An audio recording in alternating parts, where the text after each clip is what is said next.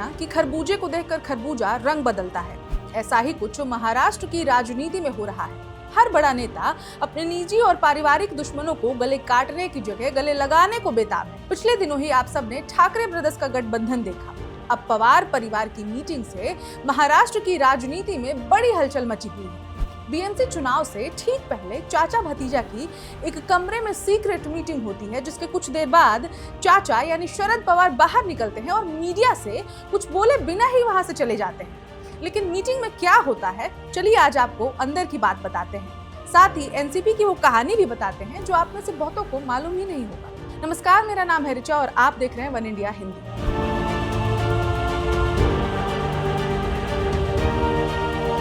BMC चुनाव से ठीक पहले सियासी गलियारों में खलबली मची हुई है और इसकी वजह है शरद पवार और अजीत पवार।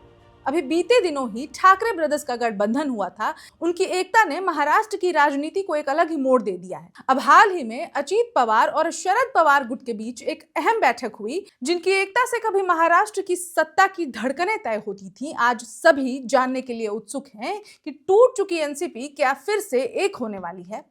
इस बैठक से ये उम्मीद जगी थी कि एनसीपी फिर से एक हो सकती है, लेकिन उम्मीदें ज्यादा देर टिक नहीं पाईं। सूत्रों के मुताबिक अजीत पवार गुट ने शरद पवार की एनसीपी को सिर्फ 35 सीटों का ऑफर दिया। इतना ही नहीं, शर्त यह भी थी कि इन सीटों पर चुनाव घड़ी के चुनाव चिन्ह पर लड़ा जाए। शरद पवार गुट के लिए ये शर्तें अस्वीकार्य थीं। नतीजा, बैठक बेनतीजा रही और शरद पवार के गुट के जो लोग थे वहां से उठकर बाहर चले गए, यानी वॉकआउट कर दिया। यहीं से कहानी ने नया मोड़ लिया। अजीत पवार के साथ सहमति न बनने के बाद शरद पवार की एनसीपी एक बार फिर महाविकास अघाड़ी यानी कि कांग्रेस और उद्धव ठाकरे की शिवसेना के पाले में लौटती हुई दिखाई दे रही है। पुणे के शांताई होटल में कांग्रेस, उद्धव गुट और शरद पवार गुट की संयुक्त बैठक शुरू हो गई। इस बैठक को बीएमसी चुनाव से पहले सीट बंटवारे और साझा रणनीति के लिहाज से बेहद अहम माना जा रहा है। अब सवाल ये है कि चाचा भतीजा आखिर अलग क्यों हुए थे। तो आपको बता दें कि 2023 में अजीत पवार ने बगावत करके बीजेपी के साथ सरकार बना ली। एनसीपी टूट गई, एक तरफ अजीत पवार तो दूसरी तरफ Sharad Pawar.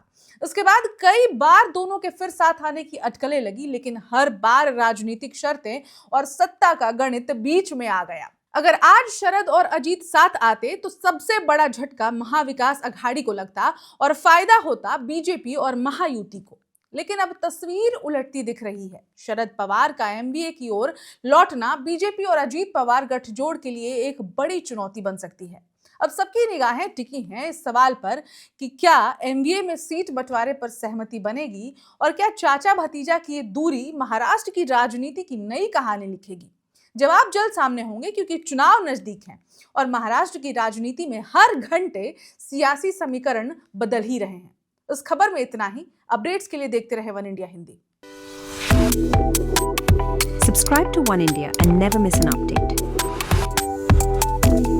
Download the One India app now.